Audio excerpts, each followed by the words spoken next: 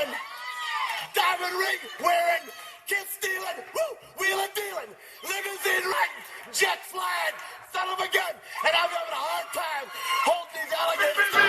You're talking to the Rolex wearing, diamond ring wearing, kid stealing, wheeling dealing, limo jet flying. We Ric Flairing on it, flaring on it. We Ric Flairing on it. You talking to the Rolex wearing, diamond ring wearing, kid stealing, wheeling dealing, limo jet flying. We Ric Flairing on it, flaring on it. Yeah, we Ric Flairing on it, flaring on it. It's apparent these girls staring. I'm Ric Flairing, gold across my chest. I'm fresh to death. I'm Paul Bearing, not at all scary. When I open like Fetty Wops and find to these circles that's going in like a carry shot. Woo! I'm going in like a Mary Pop off that Mary Crop at the top flow at the Marriott. So questioning me is like questioning you. See, we the best dressed, so come and get blessed with the crew. Not one but two, different ways to slaughter your crew. Committed tat across the chest, I guess she blessed with the truth. People want to see them checks, representation of proof. Living through my elders trying to resonate to the youth. But ain't nothing to get my flash on. Longevity is heavily embedded in my melanin. Layman terms, I last long. My grind repetitive, I'm smoother than real silk. Lyrical cash cow who can't cry over spilled milk. We in here. You're talking to the Rolex wearing, diamond ring wearing, kiss stealing, wheeling dealing, limo jet flying.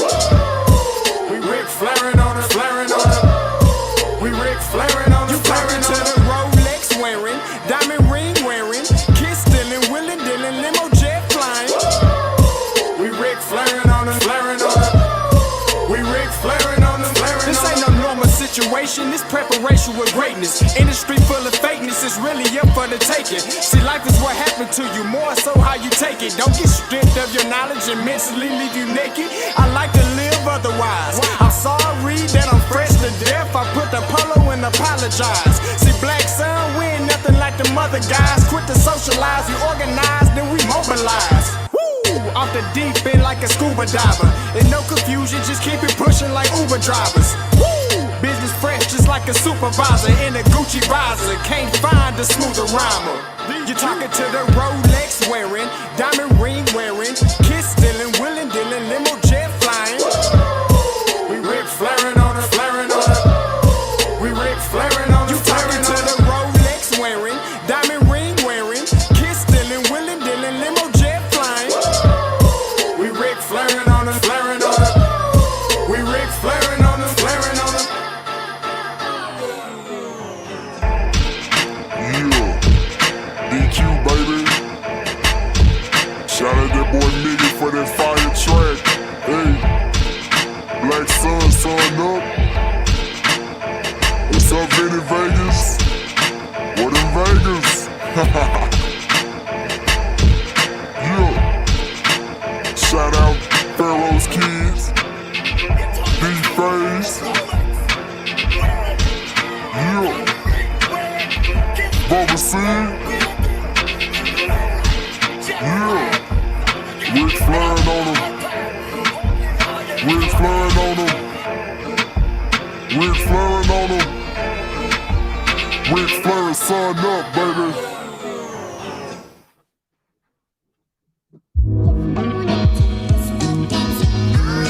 Hey, yo, Scotty, you going crazy for this one. We see what you're doing, we salute you. Hey, let's get it started. It's Backpack Capital One. What's in your wallet? Got a call from my man A. Scott. I said I got it. Love that you highlighting all of these black colleges. Try to pay me for doing this. Look, bruh, if you don't get off my line with that foolishness, voice of the swag, pull up where you at, no cap. If the Brody is speaking the soft facts, my advice, tune in to every show. Captain Petty, but we know that the sergeants are with the smoke. Speculate, just tell me what is we doing. Get into it, okay, look, I'ma say this and keep it moving. My boy Scotty, man, he offered the least. Black grad, paying college, I'm glad that he called me. Walking, cause we all been taught that talk is cheap. Even primetime knows Scott for the HBCU streets. Cut the music. Cut the music. Hey, what's up going on, everybody? Happy Wednesday. Hump Day. Mike. What day is it, Mike? It's Hump Day. What's up, guys? I hope everybody's having a blessed week, blessed Wednesday. Wherever you're watching, seeing me, whatever. Hope you're having a great day. Listen, we gonna get right into it because I got a dentist appointment that's an hour away from my house. So we gonna get right into this, and we gonna talk about first thing first. Listen, I want to make something very clear, right? I have a group of people that I kick it with. All right. You already know my group. CFL. All right. Blue. My boy HBCU Spotlight. My boy Cut. That's my group. I kick it with these guys. Right? So I'm listen. So be very much tonight. Tune in. Me and Blue's gonna go over this. We round table tonight at 7. Okay, round table tonight at 7. Take all the phone calls you want. Ask all the questions you want. Blue will be right there, live in color. All right, tonight at 7 o'clock. Make sure you're there. But I had to touch on a couple things before I get going. Now, everybody knows who Light On Sports is. Everybody know who Light On Sports is. Light On is a light to college FCS football. I want to make something very clear, right? What I reached out to Light On. He has my number. I have his number. I texted him and I hit him in Instagram. That's how I get down. I'm not going to say something I won't say to your face. All right. I tried to ask him to call me or text me. He didn't do it. So I'm going to address it right here on the show. At some point on Light On, this is what he said. I want to make sure I'm saying this. I don't want to put no words in the mouth. This is what he put on it. Now, I'm not trying to tell. Let me make something very clear. I can't tell him how to run his stuff.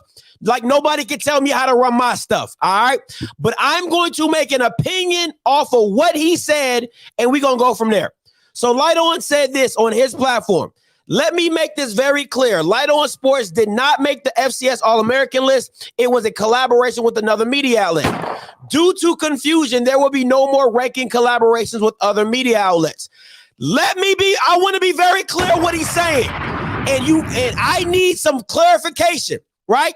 Because I've seen you post FCS polls by Sam Herder. I've seen you post FCS polls on somebody else. I've seen you post SWAC polls. I've seen you post a lot of polls, right? From every other media outlet. Explain to me why you're going to not collab or not do something that Blue puts out. Because you said everybody, but this is really because Blue got backlash for his list. It doesn't matter. I want to make something very clear. Light On, you are supposed to be an impartial person, okay? You're supposed to be you're supposed to be Switzerland. And with Switzerland, you know you're going to get both sides of the spectrum. You're going to get people who agree with the list. You're going to get people who disagree with the list. That's what makes a list good. Everybody has their best top 5 rappers, right?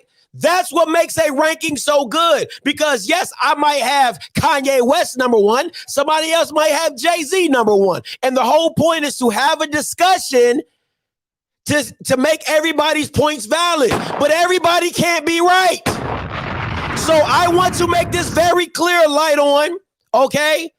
I don't want to see no polls, none, from nobody it shouldn't be no polls on your platform anymore.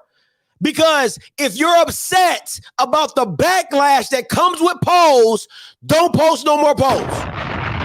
Don't post about it. Don't bring up where HBCU school is or whatever. Don't bring them up no more. Absolutely, because it doesn't make any sense.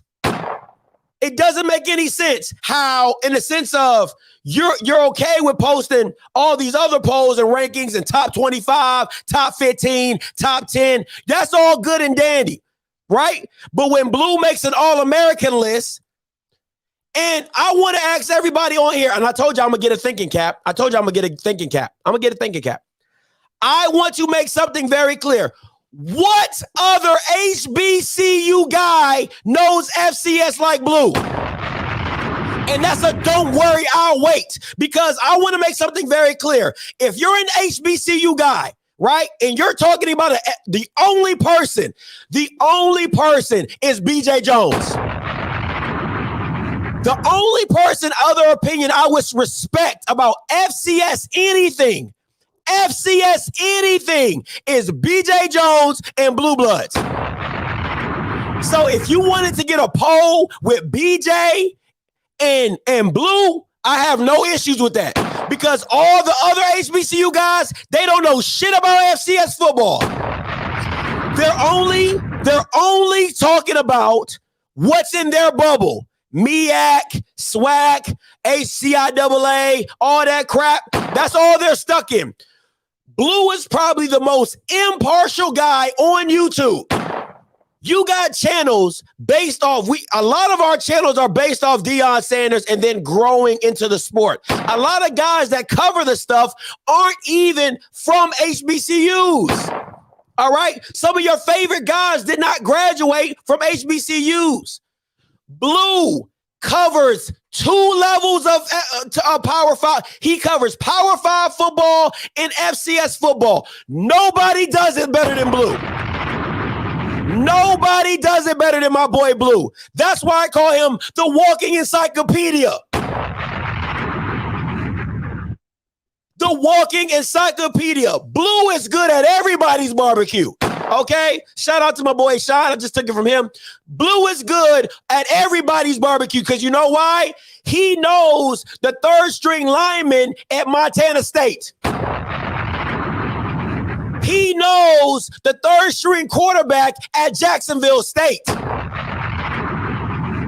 So explain to me how he doesn't have the credentials to tell you who should be on the FCS All-American. Now, everybody has the right to agree to disagree, right? Everybody has that right to agree to disagree. That's life. That's a poll. But to flat out come out and say, I'm not doing any more collaborations because of the backlash, that makes no damn sense. None whatsoever, because every poll is going to have people who agree or disagree on it. That's life. That is life. How are you going to be in an FCS platform and the best guy doing it? Listen, Sam Herder does not cover HBCU football like Blue does. A lot of the polls light on that you're giving out by these white people, no disrespect to my boy Blue, don't even look at HBCU football like Blue does. His All-American list will probably have more HBCU players than anybody's list. You know why? Because he watches it more than anybody else. So make that make sense. Everybody gives credentials to everybody else. Everybody, you post polls and all type of stuff. And these same guys barely even, listen, some of these guys, like every other probably new YouTuber covering HBCU sports, all they know is Deion and Jackson State. Blue takes the time to know everybody in FCS, everybody in the MEAC, everybody on the SWAC. You got to be shitting me right now that because Blue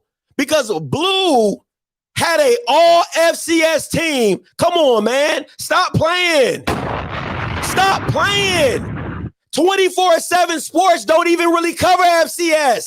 It's me, Blue, and I don't even do FCS. I got FCS fans asking me to cover FCS. I'm like, hell no. You know how much football that is? You know how much time and effort and energy Blue has to put in to understand everybody in the landscape of FCS, everybody in the landscape of FBS. Do you understand that? And to make this statement because of the poll that all this All-American list, you should be, listen, like, I can't say this enough, and it's no disrespect to you. I love what your platform is doing. Absolutely do.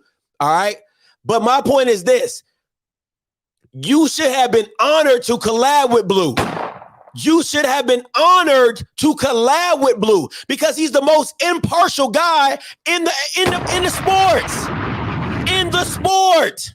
You got to be shitting me right now. You got to. So it's your platform. Do what you do, right? But understand, how can you say this and you're the same person posting every single poll about every single person? That don't make no sense. You the same person posting Athlon top 25, highlighting a HBCU school. Then you post another one, highlighting. You know what? I'm going to say it because you know what? Okay.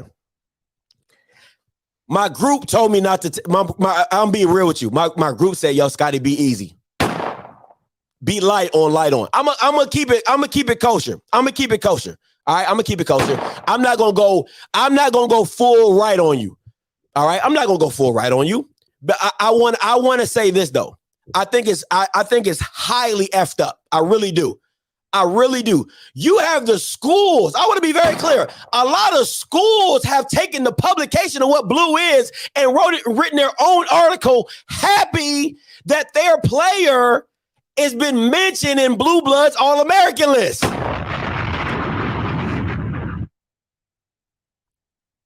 Come on, man. Are you serious right now? And if I just showed you some of these comments, let me show you some of these comments on the post. Cause you know, I'm with the S. I'm with the shit. I don't play because people just out here doing stuff. And acting like they just saying stuff, doing whatever. I want to show you. Let me show you look who the first person is. Man, what? Why would Shiloh be on this list? He is a liability in coverage. Why would you be on this list, sir? Why? Who would put you as an All-American strong safety? Really? Are you kidding me right now? You, Tony Gray? What?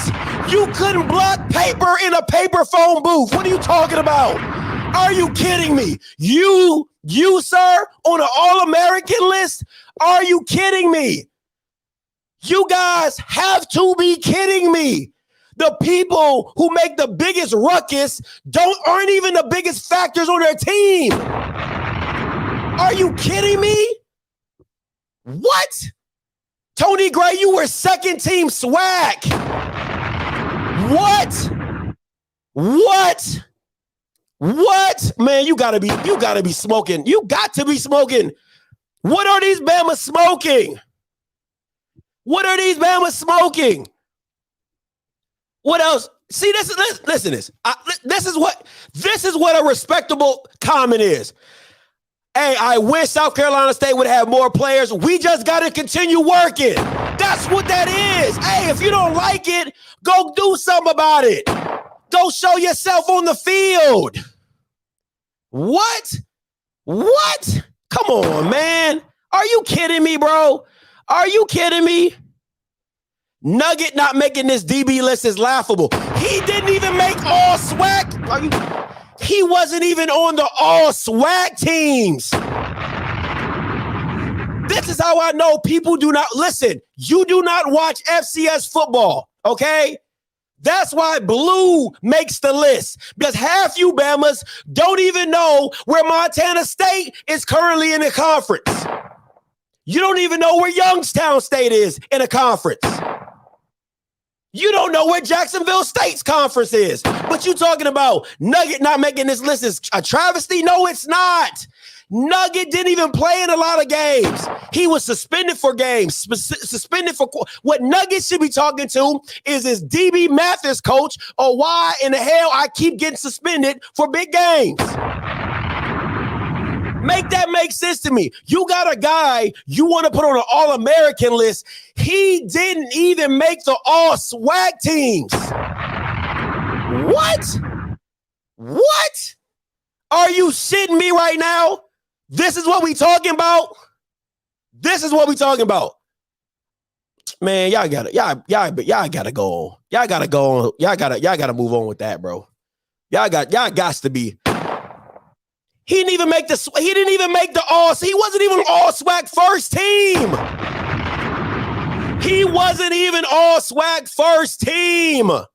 Come on, what are we talking about? I'm gonna make you an all. Do you know what All-American? See, you probably don't even know what All-American means because you keep thinking you're not part of FCS football. That's the problem.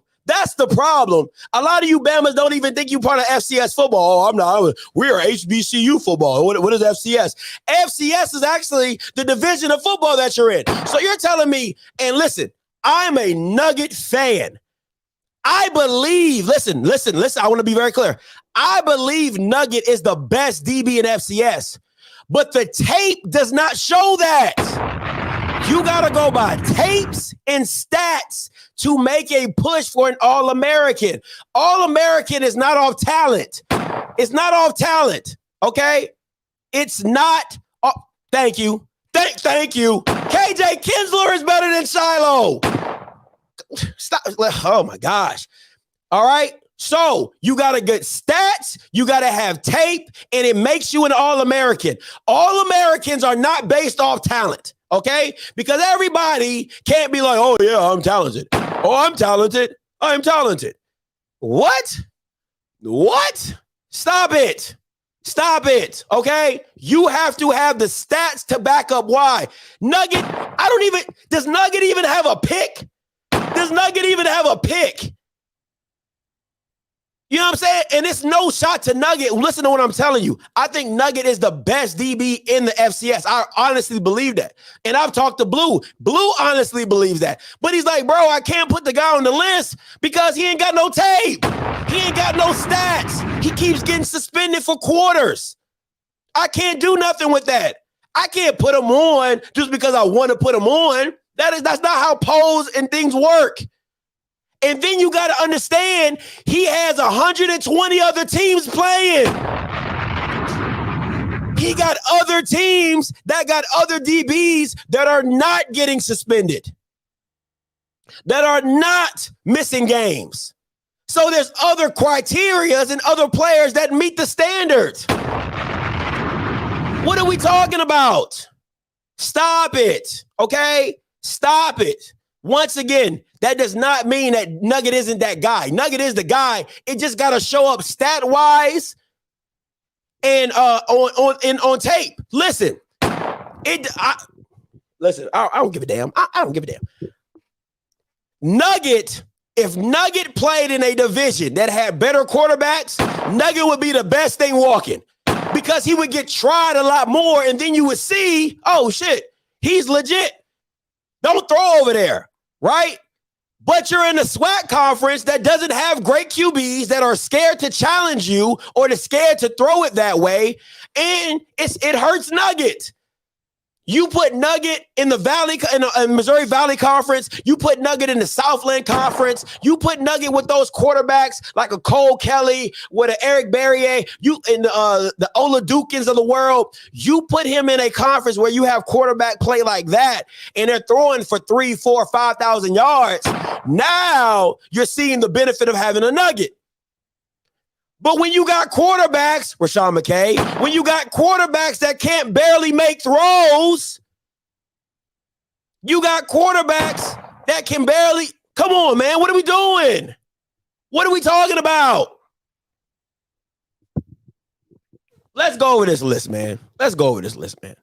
Now, mind you, all right, when you have a complaint, you have to give it back. Okay? You got to understand, okay, who are we taking off? Who are we taking off and why are we putting them on? Okay? I have no problem with the QB list. All right? And I'm only focusing on HBCU players, okay? Because once again, I don't cover FCS. So I don't know what Xavier Shepard is or Jason Shelley or Tony. I don't know what these Bama's been doing, but I know Shador was the best thing in the SWAC, so it makes sense that he's second team. Okay. All right. Boom. Bam. Okay. Perfect. Thank you, Jordan. All right. Next up, running backs. Oh, this is receivers. I think it's receivers. Let me make sure. Yeah, this is receivers. All right. So you got these guys. Okay. Got Shaq in there. Cool. Bet. Now, if you thought Malachi Wideman should have been in here or Abdul, listen, we're not crazy. Okay. We're not crazy. We understandably. But listen, save all your questions and concerns for tonight at 7. Blue will be on here. He will answer every FCS freaking question that you have. I don't got the time. I'm not doing it because I ain't covering no FCS. Okay. So if you want to know why Malachi Wideman is Blue will explain it to you. Why Abdul is it?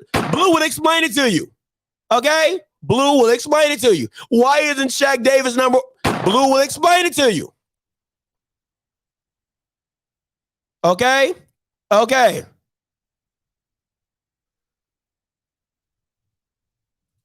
So, running backs. All right. You ain't getting no running backs. You ain't getting no running backs from the SWAC. Okay. You just probably ain't. All right. Because these Bama's probably ran for like 2,000, 2,500 yards or whatever. Crazy stuff. All right. Next up, tight ends. All right. Listen, I don't know whoever else was. Ain't nobody do it. Listen, I don't know if anybody knows it. Can't nobody do me like Jesus. You know what I'm saying? You know that song? Hey, listen, that's Kamari Everett. Can't nobody do it like Everett, okay? I don't give a damn whoever else was on. There's no tight end in FCS that was going to do it like Everett. Can't nobody, hey, do me like Jesus. What? Get the likes up. Get the likes up. The like police just opened the door. All right. The light police just opened the door. She gave me the evil look. Get the likes up, okay? Get the likes up. Get the likes up. All right. So yeah, ain't nobody. It was no comparison. It was Kamari Everett and everybody else. Kamari Everett had like T-ball pitchers throwing him the ball, and was still got over like 900 yards and like 10 touchdowns, something stupid like that. Okay, so Kamari Everett is the truth. Like, let's not play. If he had a legit quarterback, it would be, listen, his numbers would have been stupendous. Okay? Stupendous. That boy is different. I just want to make that very clear. He had 2 T-ball pitchers throwing him the ball, and he was just crazy. All right? He's a hitter and a big blocker, but listen, where the league is going to, where the NFL is going to, you got to have, you got to have your big blockers. But what Kamari Everett is like a baby, not a baby Gronk. He's like a baby. What's the dude from? He played basketball. Shoot. He used to play with Drew Brees. I can't remember the tight end. He used to play with Drew Brees. It was really, really, really good. Really, really, really good. But that's what he reminds me of. All right. So, man, listen. Kamari Everett's different, bro. I can't even fake. Not Jimmy Graham. There you go. He's like a baby Jimmy Graham. Man, listen, anything in the red zone, that's Kamari. You know what I'm saying? Listen, that is Kamari all day, every day, twice on Sunday. Can't nobody, hey, do me like Everett. I'm telling you, that boy Everett's good. That boy Everett's good. Man, I'm telling you. Yeah, he's different. He's different. Yeah, that boy's different. He's different. All right, next up. All right, D lineman, you already know you got that boy Jason Dumas, second team. Isaiah Lamb, first team. You know what I'm saying? You can't have the FCS Defensive Player of the Year not on the first team. Don't even make sense. All right, you got Titus. You got guys from Wagner, got Chattanooga, Campbell. You know what I'm saying? Listen, Blue does this. Ask him questions when he comes on tonight at 7. All right, and we're simulcasting on his channel and my channel, so you can catch it on both. All right, first thing. Listen, okay, this is the controversy. All right, this is the controversy. The DBs. Now listen, do I think BJ Bowler is better than Nugget? No, I do not. But his tape says otherwise. All right? He started off rough in the Jackson State game, and then from that point forward, he was like the best DB next to Marquise Bell, and Marquise Bell was a safety. All right? So let's not act like he wasn't. So if you think somebody should be replacing him, go check the tape and go check the stats. The boy was playing out of his mind the last 5-6 games in the thing. All right? Played damn good. So let's not act. You got Portland State, Montana State. Now, anybody on here from HBCU Arena, if you can speak on Delaware, if you can speak on Montana, Portland State, if you can speak on these Bamas, then you have a discussion. If you cannot, shut up. Have you seen a Portland State game? Have you seen a Montana game? All right. I do know who that kid is from South Louisiana. That's that kid who had like 8 picks, I believe, 6 or 8 picks. Yeah, he was crazy. All right. UNI, have you seen a UNI game? If you have not, shut it up. Shut it up. Okay? Shut it up. All right? Then linebackers, you got Montana, Holy Cross, VMI. All right? Monmouth, you got Aubrey, and you got Fordham. Okay? What else we got here? Special teams. Yeah, listen. You couldn't have a special teams list without Isaiah Bowden. Okay, and that ain't even possible. He led all FCS in return yards. Okay, so that was a staple. Okay, a stamp of approval. He had to be on this list. But if anybody thought a SWAC person was going to make as a special teams kicker or punter, other than the FAMU boy that got hurt, you're smoking crack. You're smoking crack. Okay. You are smoking crack. Pookie crack, New Jack City crack. You're smoking it. All right. We all know SWAC kickers are tremendously bad. Okay. The only boy that's even halfway like legit decent is the kicker from FAM who got hurt last year. And that boy is next level. I'm talking about 50, 55, all that. All right. So if your punter or kick, stop it. You knew this is where the list stopped for SWAC, okay? This is where the list absolutely stops for the SWAC. Kickers and punters, stop it, okay? Absolutely stop it. Yeah, you said good, not great, okay? Good, not great. Stop it, sir, stop it. All right, they're trash. Anyway, so that's it, man. That's it. So my point is this. If you're not watching all FCS football, how can you tell somebody? I'm gonna shrink it down. Put your thinking caps on with me, right? I'm gonna shrink it down.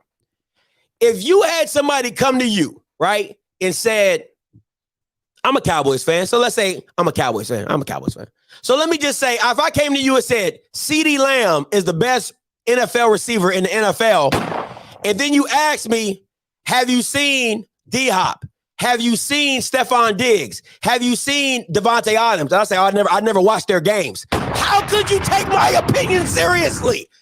How could you take my opinion seriously if I've never watched anybody else, but I believe what I believe? How? You wouldn't take my stuff seriously, right? So why should anybody, light on, listen very closely. Why should anybody be able to overshadow the work Blue put in, knowing you're an FCS platform, one of the leading platforms in FCS football? Blue puts the work in to have an FCS list, and then you shut it down. You say, oh, no more collabs because I don't like the backlash, when a lot of people don't even watch all FCS. A lot of people don't even watch all of FCS. What are we talking about? Oh, no, he is legit. Yeah, you're right. South Carolina State dude, he's pretty legit. I said SWAC, though. I didn't say SWAC, but no, that kid from South Carolina State is legit. All right? So how could you take my opinion seriously? How? It doesn't make any sense. The same people complaining can't even name the starting quarterbacks for any other team. For any other team.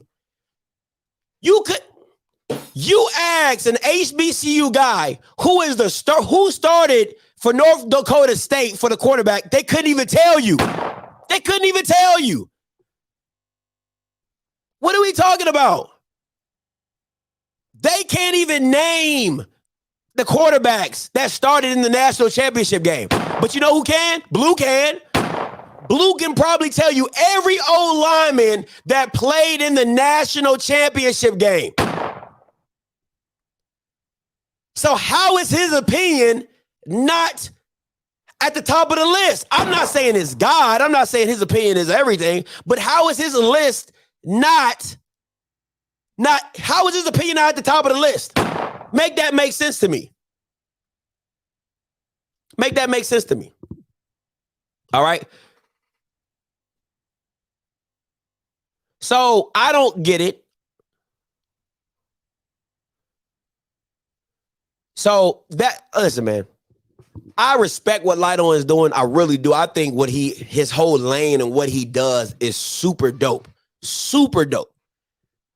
But I just feel like that's messed up. You can't make a statement like this. And then I listen, man, I don't know Lighton personally, but I use this stuff. I've snipped his stuff and all type of stuff, right? You're going to post another poll. That's just what you are. That's just what you are. You're going to post another poll. You're going to post another Athlon poll, FCS poll. You're going to post something off Twitter or one of them what a Sam Herders or whatever them dudes are. You know what I'm saying? You're going to post one of them, athlete, hero, whatever they call it. You're going to post again. Why though? You don't do any collabs, right? You don't do no collabs. So why posting? I don't want to see no more posts. Since you don't want no backlash. Since you don't want any backlash. I just want to make that very, and anytime I see it, I'm gonna call it out. Anytime I see it, I'm gonna call it out. I don't give a damn. Every time I see it, I'm like, oh, we doing polls? But what happened? What happened with my blue? Oh, you said no more collab. Oh, okay. I just want to be very clear. Because all this did light on was give you more. It gave you more interactions. That's all it did. That's what this does. Like, you got to see the bigger picture, my guy. Blue making a list like this and you collabing with Blue gave you more interactions. Made your profile go further. Like, you got to take it, bro. Everybody knows you're Switzerland. You do favor Jackson State, and nobody cares about that because you're so good at the whole FCS thing. But we all know what it is. We know what it is. Okay, you went to Jacksonville State. That's your alma mater. So you go and rep. Okay, and then you do all the FCS. It's okay. It's cool. Nobody's demeaning you or saying light on. Nobody. No, we know what you are. You're a platform for FCS. That's like ESPN getting mad about their poll because people don't agree with it. That's the whole point. All right, that's what happens. They bring up a tweet from somebody else. Oh, what are you getting about this? Oh my gosh. All right. That's my little 2 cents. Okay, that's my 2 cents. I'm gonna get off my soapbox. Shout out to my boy Blue. Walking encyclopedia. Blue's a freaking goat, man. Stop playing with my boy Blue. All right, stop playing with him. And I'm sorry, guys. I gotta bring this up one more time. I'm sorry. I gotta bring this up. Like, why? You of all people, all American. Bro, you was like second team swag, bro. What are we oh my God. What are we doing, man? What are we talking about, bro? What are we talking about right now? You. Man, stop it. Come on, man. Stop it, bro. And then your boy. Stop. Listen, man. Stop it, Tony. Listen. Let me talk. Listen. Do y'all remember in the Coach Prime documentary when Tony Gray is sitting next to Shador and Shador says, hey, we brought you here to protect me? He didn't even do that. He said, we brought you here to protect me. We brought you here to protect me. And you didn't even do that. Sir, what are we talking about right now? Stop it. Okay? Stop it. You, Tony, this is a joke. Your blocking is a joke, sir. That's what, if we want to get it there, if we want to take it there, the blocking's a joke. The blocking. The non-blocking that you guys did. That's the joke. Okay? Stop. Don't do that. Don't do that. Stop it. Come on, man. Stop it. What are we doing? Come on, man.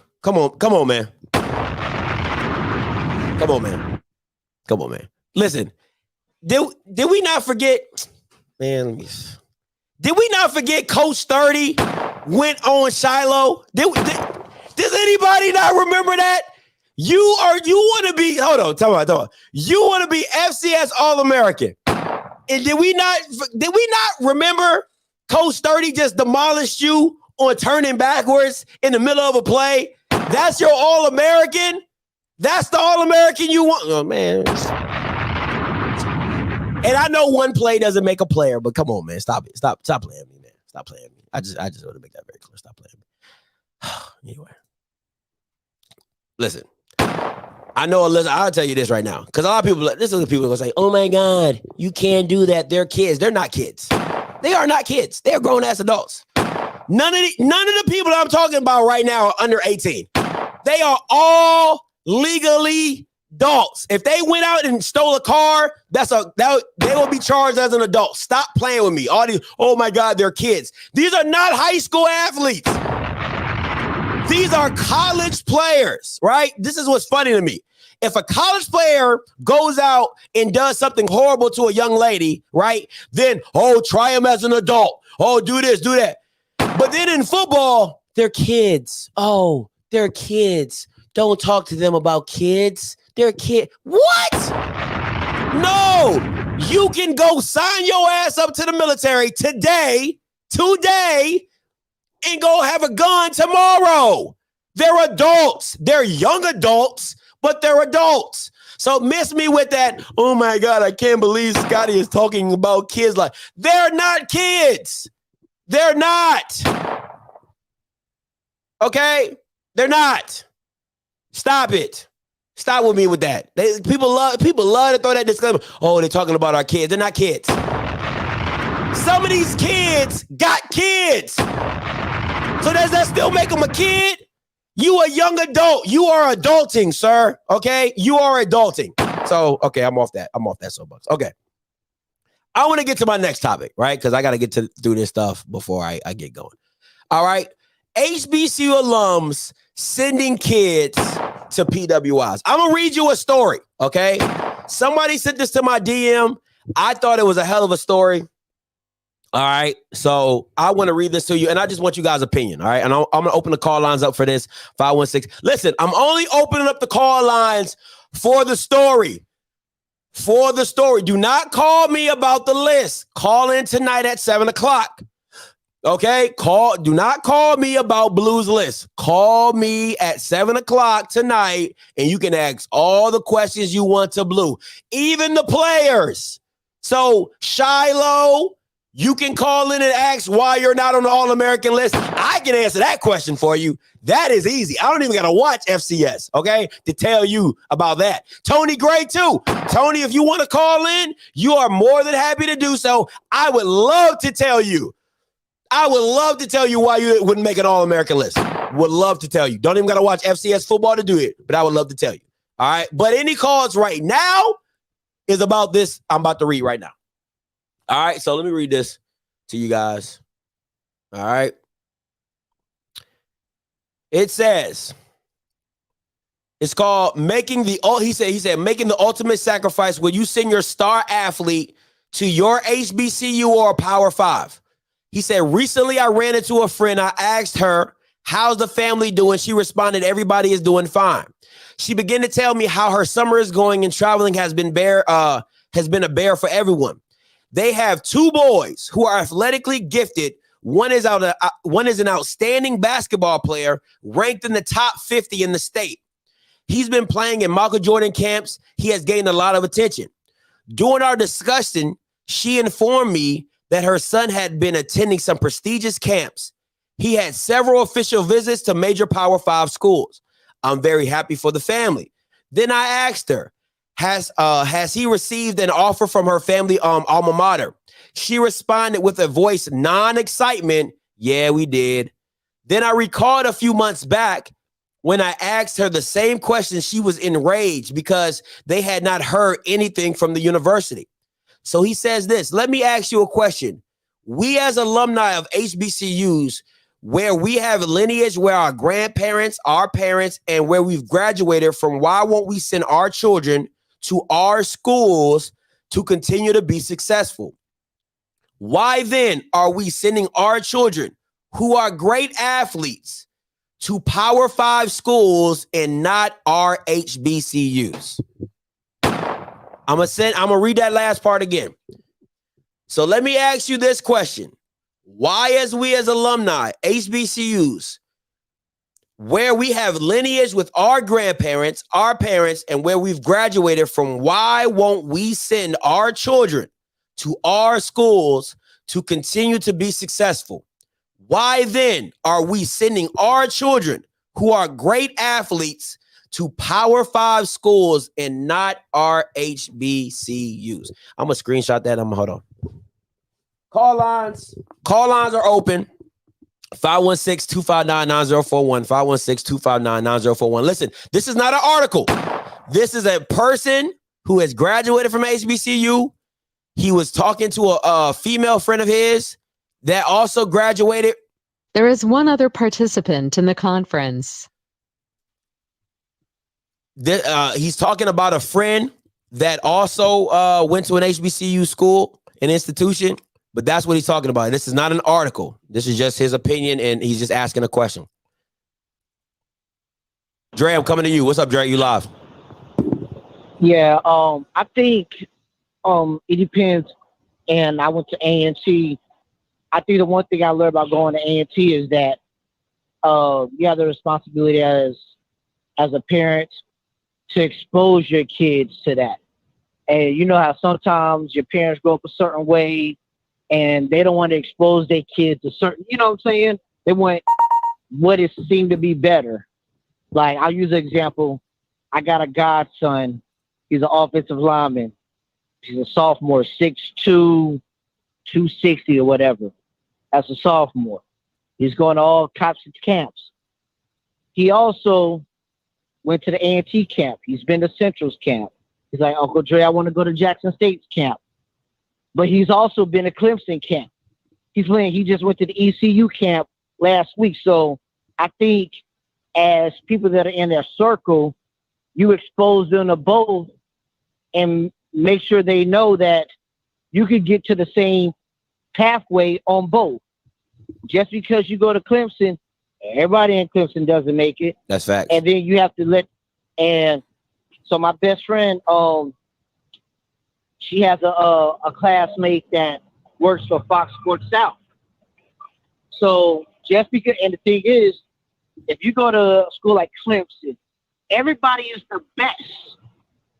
You know, not mention the politics that come with some of the bigger schools, Alabama.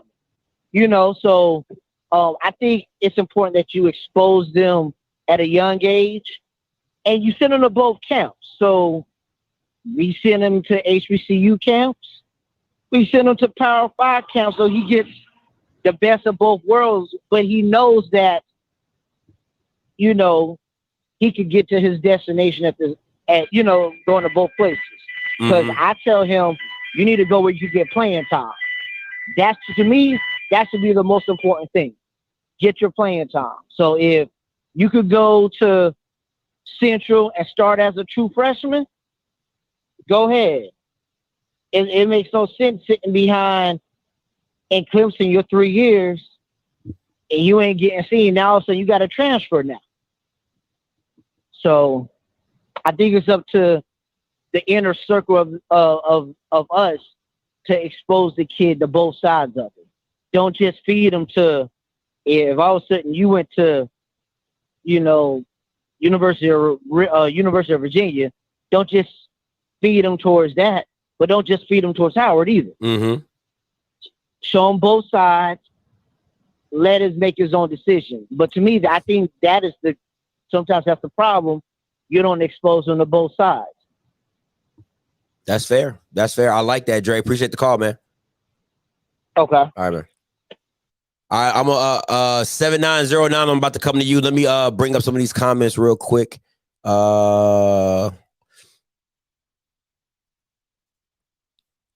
Hey, 7909, you live.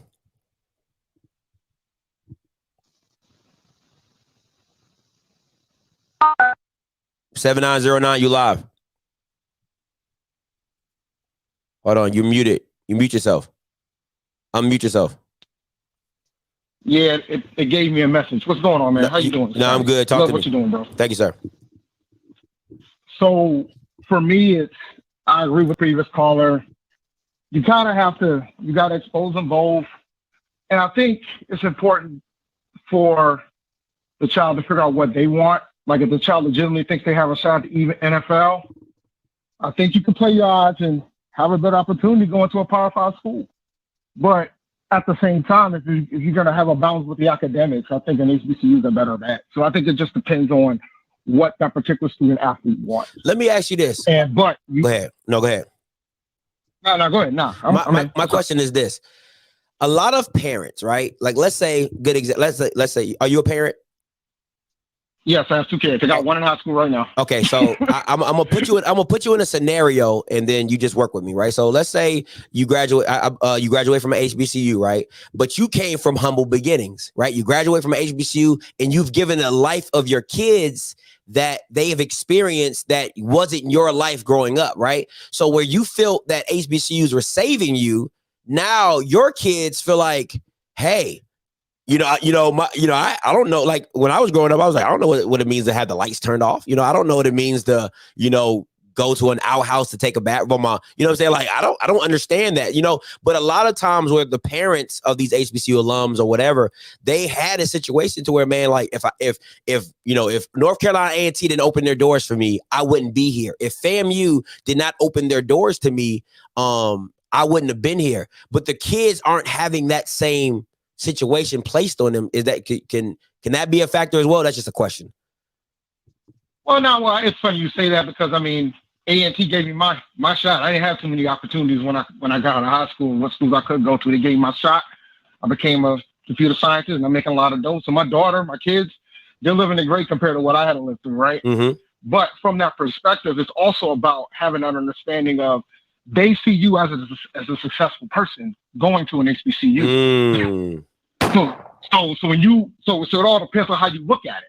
Right? Like my daughter, like I told her, look, man, and I live in New England, there ain't no HBCUs in sight. But I talk about HBCUs all the time. Yeah. You know what I'm saying? They ain't one close. The closest one is probably Howard, right? But that's in DC from Rhode Island, right? So Delaware State. Delaware State, that's closer. Yeah, no, good point. So, but the bottom line is you have to talk about that. Like you get them involved in the culture. Mm-hmm. Like you take them to certain events. Like she's probably gonna go to a homecoming before she graduates high school.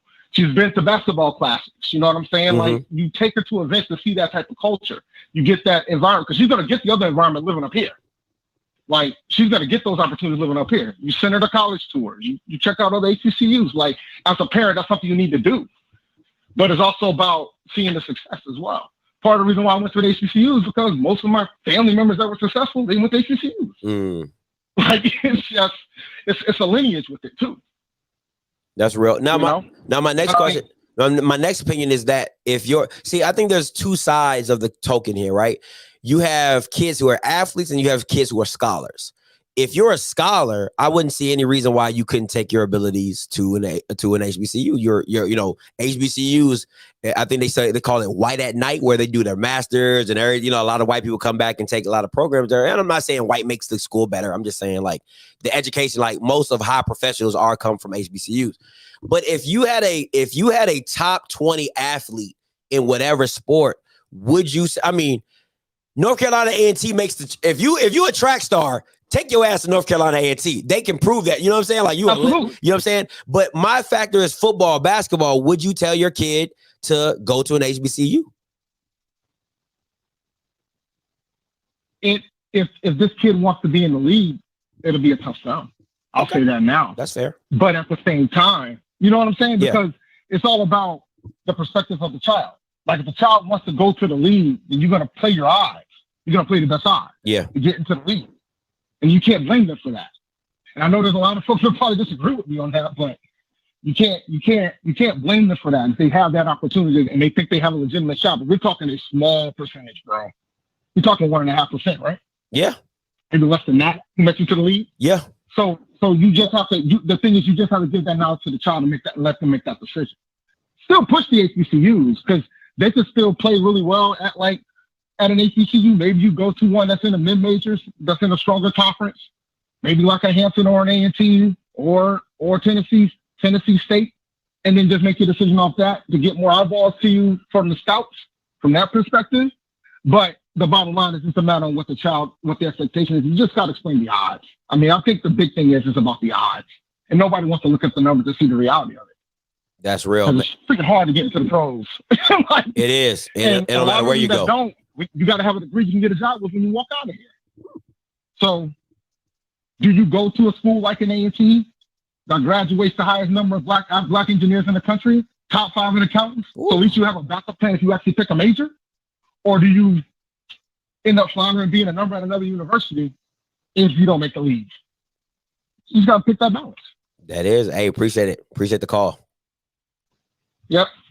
Listen, at the end of the day, and 3814, I'm gonna come to you in a little bit. I think at the end of the day, you gotta live like at the end of the day, these are kids' lives and choice decisions. I think it's tough all the way around. I don't think it's the responsibility of a kid to put a school on the map if they don't feel the unction to do that, if they don't feel that, hey, dad, mom, I want to go and I want to change the narrative. I'm not going to push my kid to go change a narrative. That's just me personally. Like, if it's not the kid's responsibility to change the narrative. If they want to, cool, because that's a lot of pressure. That's a lot of pressure. Like, that's why I respect Shador a lot, right? Because understandably, when you step into a situation with that last name, doing your rankings, and you and your dad, you had to win. There is no if and buts about it. Winning was the only option, and winning has always been the only option for Shador Sanders, right? So if you got a kid who's a top 10, top 15, and he goes to an HBCU, winning is all people care about. They don't care about that your coach might not be good. They don't care about that the surrounding cast might not be that great. They want you to be LeBron. We got a top 20 player, go be LeBron. And that's a lot of pressure for a kid. It just is. So I think there's a lot of aspects to this piece of the pie, but I'm very interested to see what HBCU alums think. Hey, 3814, you live, man. Yo, Scotty, this is Trey from Texas Football Life. What's up, man? Talk to me. Hey, you doing all right? I'm doing good.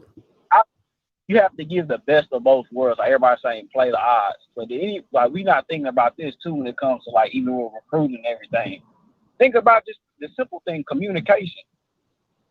Communication is a must, and then coaching relationships. I may have a relationship because some of these kids are going to school now because I have a relationship with the coach, and I want to play for that coach. Then you're gonna have to when you get to that PWI or HBCU, you're gonna have to work your butt off to get on the field and to show your talents. Then we got to factor in now. What else we got to factor in? NIL. Now, we just seen a kid from Texas, the number one running back, get a bag to go to, I'm not going to say that. Well, I'm not going to say that. Let me say this. He's taking talent to Louisville. Yeah. Texas to Louisville. Then you got to let's look at Texas. Let's look at PWI, this A&M class. A lot of these kids came from Florida, some places that didn't even know where A&M is at. Just saying. So we got to factor that in too. But Facts. I think you have to get the best of both. You have to give the kids an option of best of both worlds and not put a pressure on them like, hey, you're going to have to say this program. Go to HBU, you're going to have to say the program. No, winning is everything. They're going to look, kids looking at development. How can I get developed? You're a top development. How am I going to get developed to get to that next level? And I even I go factor this in. Let's say they are at a PWI. Most of these kids, they're there basically year round. So they're going to get their degree in 2 years. Then you have to factor in what? Okay, I'm not playing in these next 2 years. Maybe I should hit the transfer portal and maybe transfer back to HBCU. Go get a master from there, maybe a couple of degrees from there, and learn something. That's fair too. That too. But it's a lot of things, development and communication. Like, let's go with the Pivot podcast with Channing Taylor. He's like, well, hey, when I got a certain offer, school stopped talking to me. Don't stop talking to the kid just because I got an offer from Alabama or something. You never know. Don't stop talking because you think, oh, they got an offer from Alabama, they're not going to talk, that the kid's not going to talk to me. No. Keep talking to them. Keep planting that seed into them because you never know. Somebody might get fired or a position coach might leave and they're like, you know what? Maybe I don't fit you. Maybe I should go to HBCU. Facts. Listen, that's the realest thing you ever said because they could get there 1 year, not like the environment, not like the coaches, and they can be like, man, you know what? That coach, man, he really kept talking to me. He really cared about me. You know, he still checks in on me from now and again. You know what I'm saying? Like, that's real. That stuff matters, man. That stuff matters. If anybody doesn't believe it, go read the story about with Jackson State with Tamika Reed and the girl that just got drafted, how she stayed, she stayed connected to her. She stayed talking to her just as a friend, just hey, listen, I care about you. You know what I'm saying? So that stuff does work, man. I agree 100%. Yeah, it's the little things. That's Facts. something small. It's communication. You saying that you care. Yes, these PWI, let's be real, they're gonna use you. I'm gonna use you to make money for the school. I'm gonna get as much out of you as I can, and that's gonna happen. But you never know the small things. Like I said, communication is the first thing. It starts with that. So you gotta keep doing that. But I see why, like I know some kids, hey, I want to go to HBCU. They sit there filming and they got offers from some G5 and some P5, but some of them not committable. But they send their filming to the HBCU and they don't even hear back from them. Or they hear back from them at the tail end of the signing period. So that's kind of that's why I just said about relations. Now you tell them like, okay, now you want to hear from me now that I may not go to this school. So now desperation, that wasn't your priority. Now you want me. They see that. Some of these kids, they see that. That's real. That's real, man. Hey, as always, man, I appreciate the call. Hey, no problem. Hey, man. Listen, I think somebody said earlier, and 4400, I'm gonna come to you, then Dre, I'm gonna come back to you. All right. I think somebody said earlier about pressure. There's no such thing as pressure. Yo, you're bugging. You're absolutely bugging. If I'm a top 20 player being brought into an HBCU, there's pressure. I don't get what people, you must not have ever played a sport. All right. There's pressure. There's pressure on a team. Listen, there's pressure on a team that is expected to win, right? Like if you are expected to win, there's pressure there. So to be if you're a top 50 player, top 100 player, and you decide to take your talents to HBCU, there's pressure. There's pressure. There's pressure to be great. There's pressure to do well. There's pressure for you to bring up everybody. There's pressure. So to act like there's none is ridiculous. And if there is no pressure, it's because nobody expects you to do nothing. So, you know what I'm saying? I like what LeVar Ball used to tell his kids. He said there is no pressure. You know why? Basketball is a game. It's for entertainment. There's no pressure. You're here to entertain. I'm here to entertain you, and I'm very entertaining. I love that mindset because it takes a lot of pressure off kids. Like, bro, there's no pressure. It's all entertainment. But some kids don't take it like that. Some parents don't take it like that. Some fans don't take it like that. So you have to be understanding. Like, come on, man. It all comes back. 4400, I'm coming to you. Hey, you live. Talk to me. Hey, what's up, Scotty? Love the new feature where I can hear what's going on the phone and have the TV muted or the computer muted. It works really well. Thank you so much. Appreciate it. So I'm looking at the note on the board and on the screen, and I want to rephrase it with a few things. So it says, so let me ask you this question. How is we alumni? We're not sending our kids back to HBCUs based on our lineage. So from my perspective, I'm a Florida A&M graduate, and you better believe I'm sending my kids to HBCUs. We're actually traveling around the nation to see all 100 plus HBCUs. Oh, wow. That's dope. We're working on that. So he's ingrained into HBCU. So yes, I think me and my fellow colleagues peers who have graduated from HBCUs, I think they are sending their kids back. So this is the question I want to pose back to the group is that, over the years, our populations, our families not as large. So, we're sending our lineage, our children back, but we need to send more. So not only do I need to send my child back, but I need to send my neighbors' children who don't know anything about HBCUs to an HBCU. I'm having a conversation with my neighbor. He's here in Atlanta. He's in high school, and I'm asking him about the schools he's looking at for considering for college. None of them are HBCUs, and he's a great football player. So I'm like, hey, you don't want to go with Jackson State where Travis Hunter's at? You want to go FAMU? You got all these great HBCUs in Atlanta. You're not even considering one. Mm-hmm. So that's some of the challenges that we're facing is that the graduates of HBCU are most likely to try to send their kids to an HBCU. If the kids decides to go there, they got a choice in this decision as well. But, other individuals may not be considering HBCUs. And I find that as a challenge. How do we convince people who would not go to an HBCU, people who are PWI bound, how do we convince them to go to HBCUs? That's the question I have for the group. Thanks, Scotty. Enjoy the show. Appreciate what you're doing. Hey, no problem, man. Appreciate you for the call. All right, Dre, I'm coming to you, and J Love, I'm coming to you next. All right, I'm coming to you after Dre. Hey, what's up, Dre? Talk to me. Yeah, I actually thought about something where the guy was talking about an athlete. I think it's important for the HBCUs to have a pipeline.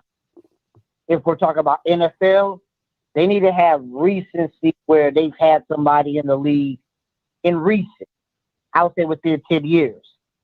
Kind of that would help. So if I'm a defensive lineman or a linebacker, I might go to South Carolina State, knowing that he just put Darius Leonard in there. You got Hargrave that, you know what I'm saying? Yeah. We know HBCUs did back in the 60s, 70s, and 80s, and even in the 90s. But it's important that they have recent success of putting players in the league, and that would help an athlete, you know, make a decision. Okay, yeah, you know, but if you just put somebody in 3 years ago, and I think you just got somebody drafted a couple months ago. So to me, that would help, you know, because I'm not going to lie, every HBCU doesn't have a recent pipeline. Dre, let me ask you this question, Dre. Hold on. Let me ask you this question. How much accountability do you put on those NFL players to come back and give back? Because I think that's a huge aspect that a lot of schools, South Carolina State could have a lot more players, in my personal opinion, if you saw Darius Leonard on campus more. If Jacoby Durant, I'm not saying he hasn't or won't, you know, if Jacoby Durant becomes an all-star or a highly touted NFL player, he comes back. Vernon Hargraves, they go. Like, these players going back to the institution and just walking around. Just, you know, like when they having recruits come in, you see Darius Leonard like right there and be like, hey, yo, what's up, man? Like, you know, I went here, I did this, I did that. You know, the dog got to be in, you not only. Like, if he's, I think that helps a lot. But go ahead, Dre. I think that's important because you see it at the PWIs. You remember when, and you know Miami's a school. You remember when they was trying to build that facility? It was done by former pros that built that. And basically everybody, all the pros donated a little bit or whatever. So I think it's important. Now, once again, you can't tell somebody how to do their thing, but I think it's important that if I made it to the league from A&T, I think it's important for me to at least show my face and everything and be like, hey, you know, but once again, you just never know. But it seemed like but if you have a great relationship with all his players. Let me give a good example. Let me give a better example. I'm gonna have to let you go, Dre, because I got a couple of people who want to talk. But appreciate the call though, as always. My example is this, right? When you like, okay, so I do not know for. I want to be very clear. I'm just throwing this off the top of my head, right? When you go watch a championship game with Alabama or like an Iron Bowl rivalry or things like that, Alabama always, listen to me they always have their players on the bleachers in the background. You'll see Trevon Diggs. I mean, Trayvon Diggs. You'll see Mark Ingram. You'll see Alvin Kamara. You'll see all these Bamas there just in the back chilling, kicking it. I'm just saying, can that same aspect not happen at HBCUs? You see what I'm saying? Like, when South Carolina State plays, let's say South Carolina State plays in the Celebration Bowl, why can't I see Darius Leonard? Why can't I see Vernon Hargraves? You know Jacoby Durant gonna come back. Like, these guys gotta be on the sideline in their chains, in their stuff, in their gear. And, you know, that's just a great representation of the institution on television. That's all it is. I'm just, you know, I'm not saying no shit, Sherlock. But what I'm saying is that you just combine whatever you got, whatever you have, you make whatever you have great. That's my point. J Love, coming to you. Hey, what's up, J Love? Talk to me. Hey, what's up? What's going on, Scotty? Doing all right? Yeah, I'm doing good. How about yourself? Doing good. So it's kind of an interesting point to what you brought up. And actually, me and a couple of buddies, we were discussing it not too long ago. And kind of like what we tried to correlate, I noticed myself, and I'm a third generation JSU graduate. So grandparents, parents, myself, and my daughter, who's going to the 10th grade, attended the JSU summer camp this year. She's already basically committed that's what she's going to go to school at. That's dope. So what we kind of correlated together was like, and what we noticed was it has to be like a black family thing, because in America, the black woman graduates college only second behind the white man. But then the black man is at the very last. He graduates the lowest from college. Mm-hmm. But what we noticed was all of our friends that graduated that went to HBCUs and graduated, their father did as well. So you get black women who graduate college, even single, without a man in the house. Their kids probably will go to college because that example has been set. Mm-hmm. But it seems like that they're not dialed in to actually commit to that HBCU culture. But all of my friends and all of us that graduated from HBCUs, all of our fathers did as well. So, I mean, I'm not trying to say that has a direct correlation, but it's funny that we kind of see that trending because we were just talking about this maybe about a week ago. So I don't know if that could possibly have something to do with it because the marriage rate amongst black people right now is at the lowest of all times. Like black people are just not getting married anymore. So, you know, I don't know. I don't want to correlate that type of negativity to it, but it's just something to think about. Like maybe that has something to do with it. I mean, I don't know what you think.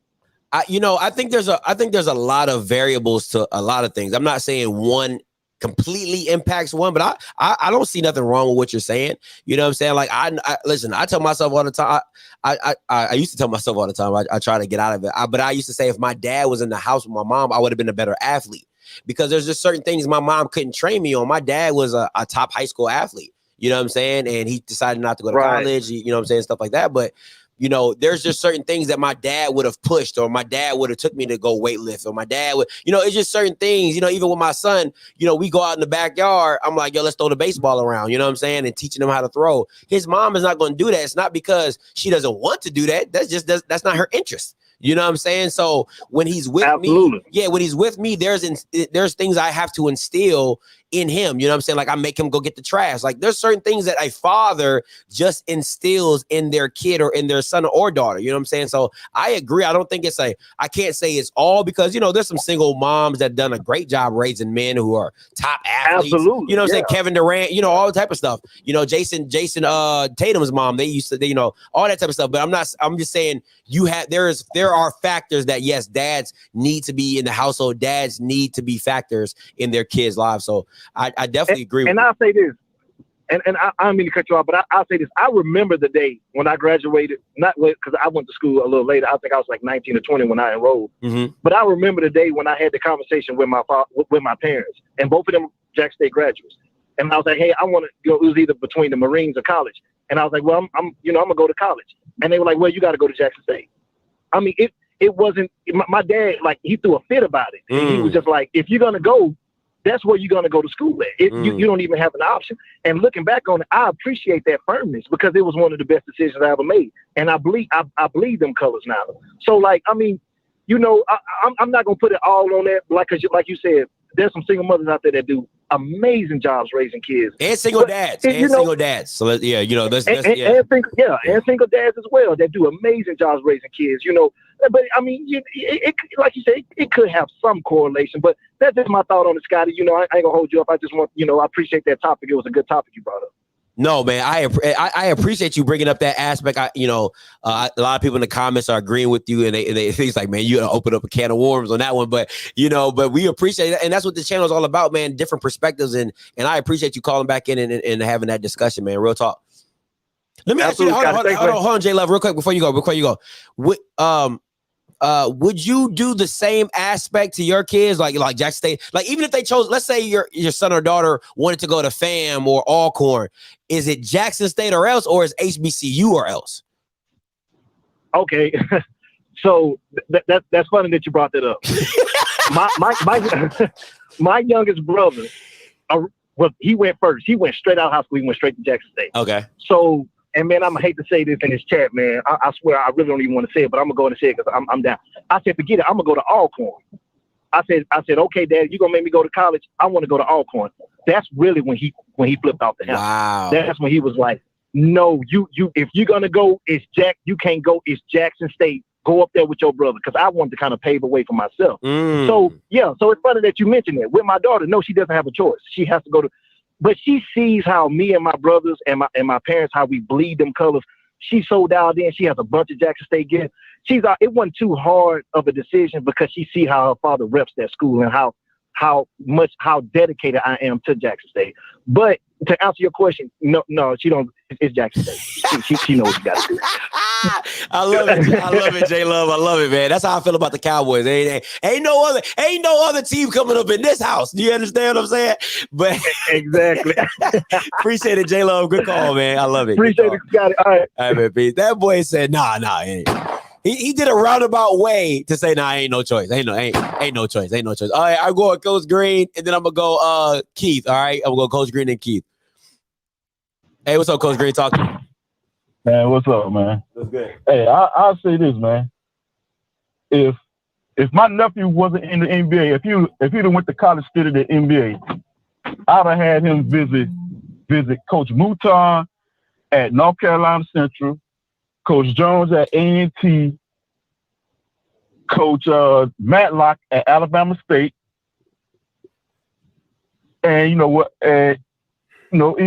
Coach Woods at Southern, and Coach Moe at Jackson State. But I'll let him. He'll visit all them other top schools too. But I will break everything down. Use Steph Curry and Damian Lillard as examples. And then it will be his choice after that. But I would love for him to pick one of them HBCUs. Mm-hmm. Hello?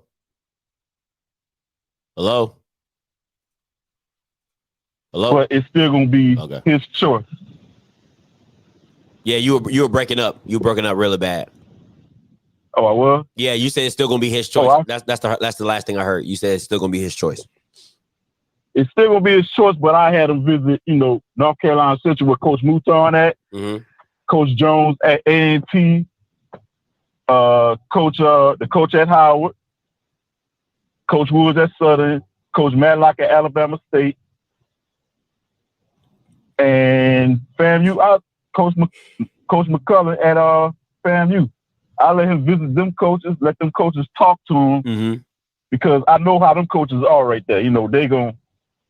They're gonna do the right thing as far as get him prepared.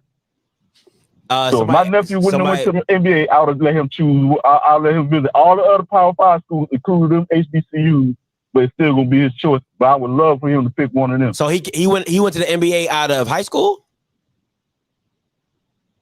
Out of high school, yeah. He went to the G League. Okay. Oh, and then he got drafted by the Houston Rockets.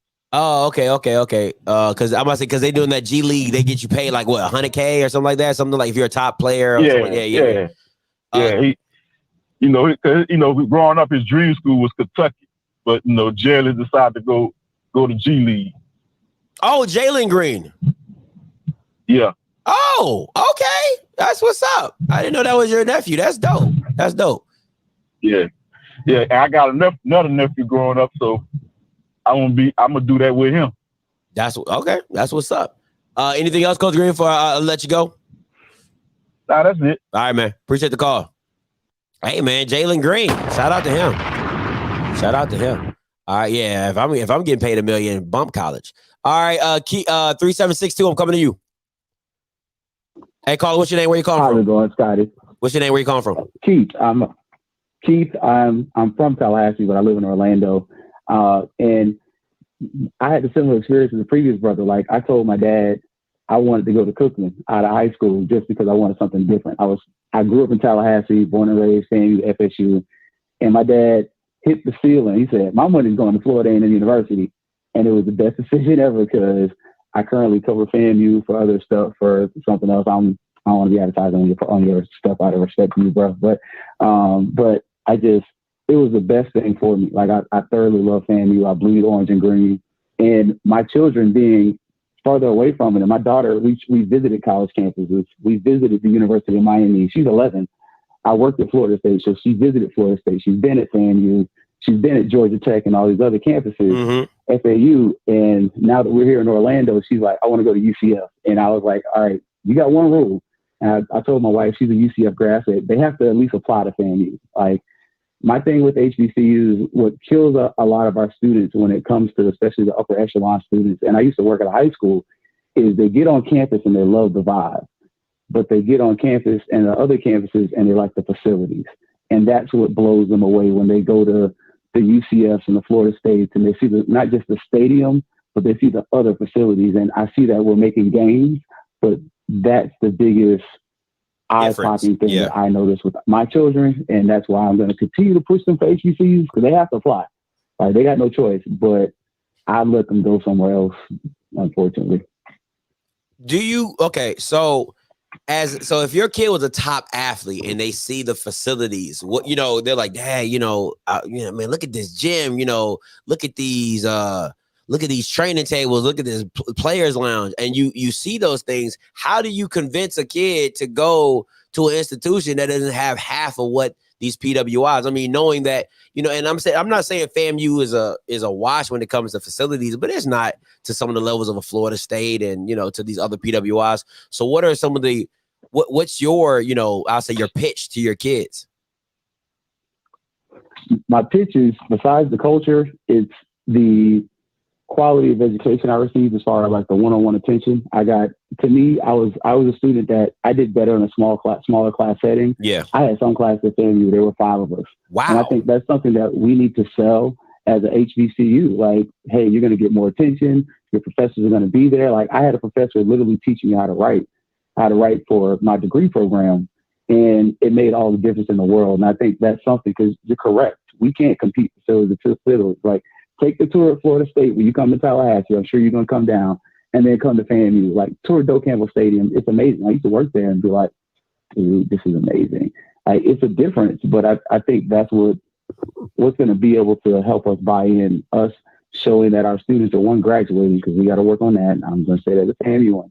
But 2, we have to sell the fact that our students are going to get more attention and a better education, and use the Bishop Bonnets of the world that, even though he's not playing football, brother's working at a construction company doing well for himself. Yeah, project manager, making big bucks, probably making 80, 90,000 coming out of college. You can't beat that. I ain't even gonna lie to you. No, that's real. That's real. I mean, and I think like there has to be some onus on a parent, right? If my son is 5'10" and he's a running back at, if my son's 5'10" and he's running back, he's like a 3 or 4 star. I would probably be like, son, like the NFL, and I would hate to say that to my son, but I'm like, the NFL can't be the number 1 priority. It could be number 2, but it can't be number 1. You know what I'm saying? Like, let's go to an institution. Like, it's okay. Good example. When I joined the military, I wanted to be hula. I'm talking about, like, I wanted to be Rangers, Special Forces. When the recruiter, I'm like, yo, where do I want shoot, fight, kill? You know what I'm saying? Where I want to do that. My mom was like, no, you're not. You're going to do something that's going to have a job on the outside. So I did computers. Didn't know nothing about computers. I mean, listen, the only thing I knew about computers was how to download LimeWire and make CDs. You know what I'm saying? But when I got out, it was the best thing for me. I mean, I had jobs galore because I had on-the-job training. You know what I'm saying? Like, literally anything that these companies ask me to do, I've done it 10 times harder. You know what I'm saying? With more pressure. So I definitely understand that. I just think that there's some aspects of it. It's like, you got to be like, football can't be the number 1 priority. It always has to be, if we make it, cool. If we don't, we don't. You know what I'm saying? But it has to be somewhere where you can fall back on and be like, all right, cool. You know what I'm saying? So, yeah. Appreciate it, Scotty. No, appreciate the call. Thank you so much. I'm telling you this, right? Somebody said when infantry and still in regiment on this day, I still got an engineer. Shout out to you, man. Shout out to you. Bang, bang, shoot them up. All right. Shout out to you. 13, bang, bang. All right. 25. Yay. 25 Bravo. I was 25. You, baby. System support specialist. We did everything, not just computers. So, radios, whatever you need, radios, running car. We did it all. All right. But this is my thing. If I'm being honest right now, if I had a 4 or 5 star son, and you guys are probably going to be like, Scotty, I would send him to South Carolina State. I would send him to South Carolina State. And the reason I would send him to South Carolina State is they have a pipeline. I'm sorry. It's an H. You can't deny it. You just can't deny it. Like, out of everybody else, they're an HBCU that has consistently in the past 10 years had somebody drafted at some point in time. Okay, it wasn't based off. It's not based off of hype. It's not based off name. It's literally based off of Coach Pugh. When he gets you to when he lets you go, something great is going to happen to you. Something great is going to happen for you if you believe in the program, you put the work in, you put your head down, and you push it out. You can go and get drafted. Shout out to Ashley Cannon, 25U. Shout out to Vic Stack, 25Us. You already know what it is. All right. Augusta. You already know what we getting down at Augusta. Fort Gordon. All right. So I believe that. I just believe that, I would send my kid. If I was sending to it, if it was an HBCU that I sent my kid to, it would be South Carolina State, because I know at the end of the day, scouts are going to send somebody there, because if you can get a Darius Leonard, if you can get a Vernon Hargraves, if you can get a Jacoby Durant, it's just something there. It's just something there. And they play a very tough schedule. Thank you, Jordan. And you're going to get some good film. If you show up, you show out. I don't see no reason why you shouldn't go there. So that would be my first choice. And then it'll probably be Jack State, then FAMU, something like that. But definitely would go to South Carolina State first. That's just my point. All right. So listen, guys, I appreciate it. I appreciate the insight, man. Listen, I've said this on numerous occasions, and I've said this numerous of times. The one thing I can always be appreciative of me stepping into this space is seeing the family aspect and seeing the HBCU network work in full force. I have seen it. I have experienced it. I have been a part of an HBCU network working in full force. Like, let me break it down to you. My teeth needed fixing, right? Dr. Lori reaches out to me and says, hey, come down here.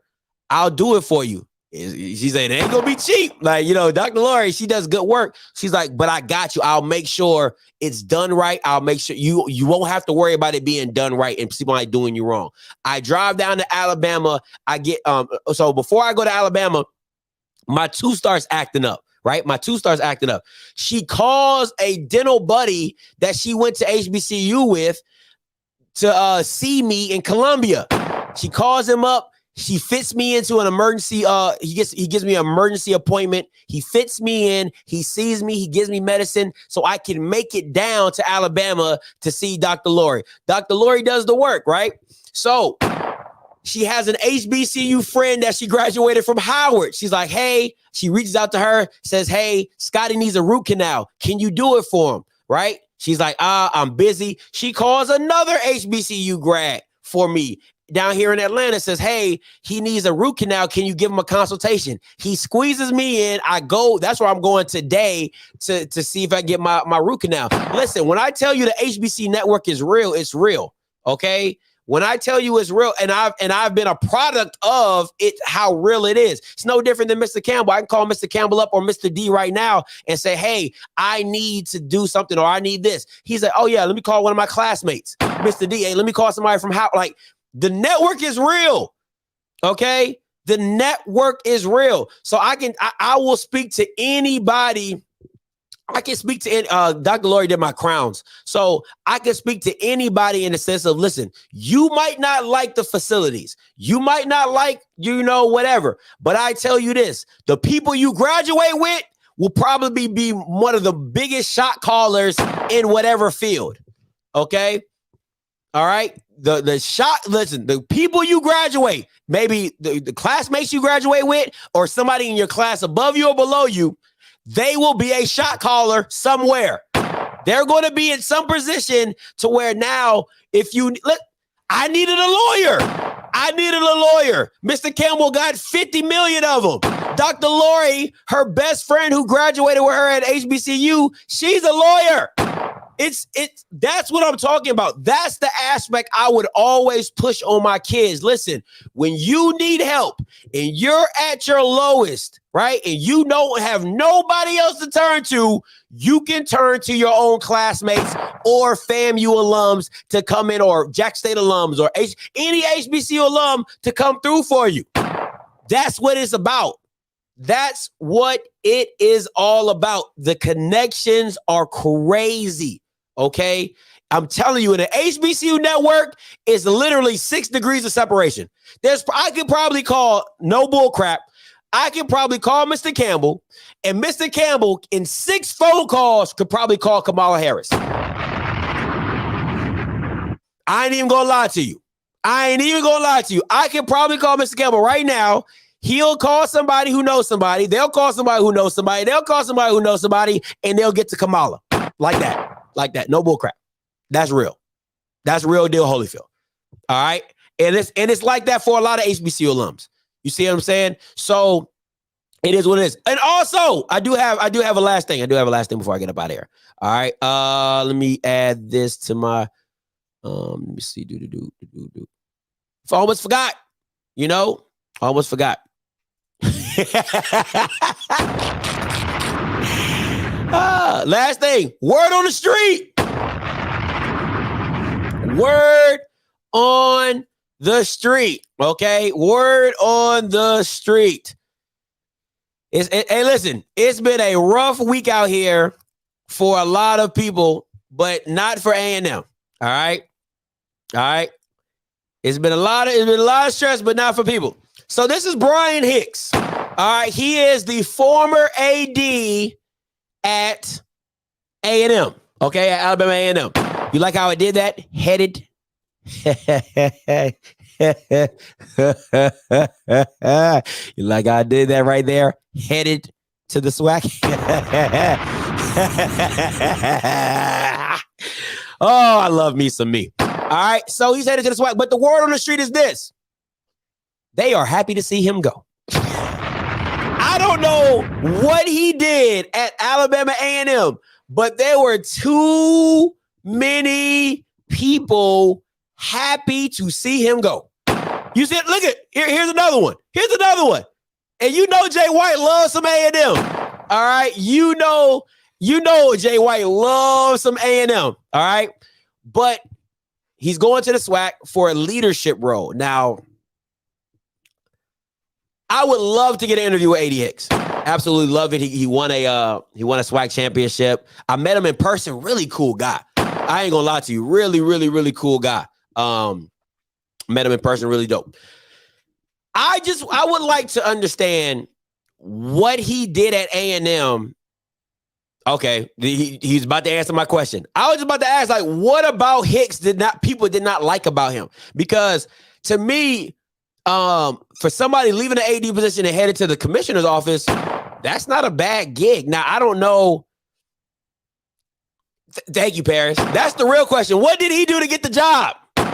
Because listen, in my personal opinion, it don't take much to get a job at the SWAC. It really don't take that much to get a job at the SWAC, because clearly them Bamas need lawyers, okay? They need to be hiring lawyers. They don't need no leadership roles. They need lawyers. Say it with me. Lawyers. Because them Bamas can't do nothing right. Stay and getting stupid stuff. All right. But I would like to know what leadership role is going to be at the SWAC, because what you going to be, a consultant to Dr. McClellan? Like, what is a leadership role? If you're not the head of the commissioner, what is your role? If you're not the commissioner who's leading the SWAC, how else are you going to lead? All right. How else are you going to lead in the SWAC? I'm just trying to understand that. So, because when you're the AD, you're the head of the program.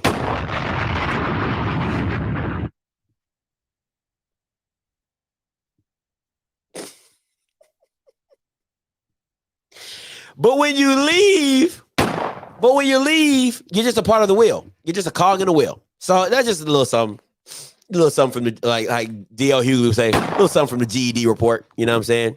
That's just my personal opinion. So we'll see. He'll be over the custodian.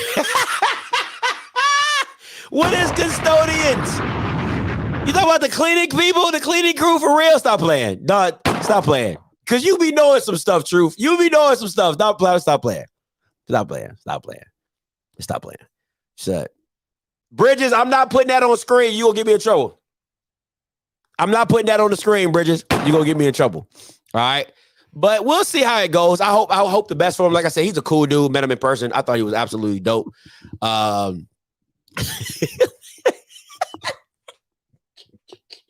Boy, you stupid. You stupid, True. You stupid. But nah, he's a good dude. Real, like I said, he's a real cool dude. I hope for him. Listen, I know it. Nobody from A&M is crying. Okay? Nobody from A&M is crying tonight. They are celebrating. They are there like this.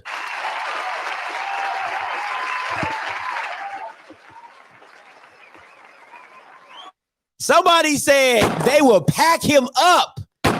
Somebody hit me up on Twitter, right? And they said, Scotty, don't bring it up because I don't want his job offer to get rescinded. I said, what? I said, y'all don't like him that much? I was like, dang. Shit. The person said to me, they was like, yo, Scotty, yeah, man, just, I don't want.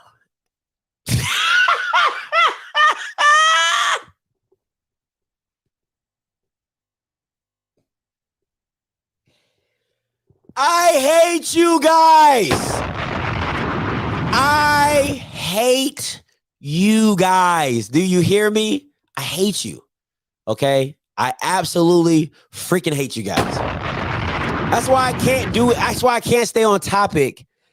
That's why I can't stay on topic because of you. You. Oh my God, I can't stand you guys. I cannot stand you guys. Anyway, but yeah, that person said they didn't want me to bring it up because they didn't want the job offer to get rescinded and he have to come back to A&M. So I was like, dang. So I was like, ooh, okay. He was not a fan favorite.